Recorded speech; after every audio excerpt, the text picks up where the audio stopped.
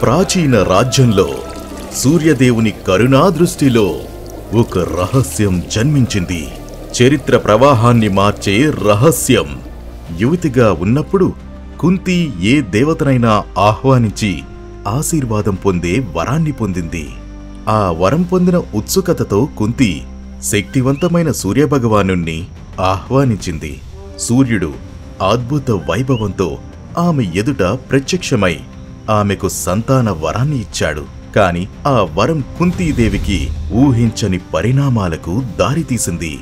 ఆమెకు ఒక శిశువు జన్మించాడు. ఆ శిశువు జననం విధి నిర్ణయం. దైవిక మూలాలు ఉట్టిపడేలా ఆ బాలుడు కవచ కుండలములతో జన్మించాడు. కాని అవమాన భయం, సామాజిక నిబంధనలు ఆమెను కట్టడి చేసి ముక్కు పచ్చలారని ఆ శిశువును నదిలో విడిచిపెట్టాలనే హృదయ విదారకమైన నిర్ణయాన్ని కుంతి తీసుకుంది. ఒక తొట్టెలో ఆ శిశువుని ఉంచి దేవుడిపైనే భారం వేసి ఆ శిశువు క్షేమాన్ని ప్రార్థిస్తూ నదీ ప్రవాహంతో పాటు సాగిపోయేలా నదిలో విడిచింది. నది ఆ బిడ్డను రాధ అధిరథ దంపతులకు చేరవేసింది. వారు అతన్ని తమ సొంత బిడ్డగా పెంచారు. అలా ఒక గొప్ప యోధుని జీవితం ప్రారంభమైంది.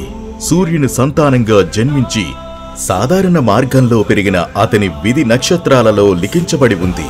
అయితే లోకం అతని పోరాటాల ద్వారానే కాదు, అతని దాతృత్వం ఇంకా అతని అనిర్వచనీయమైన విధేయతలతో గుర్తించబోతోంది.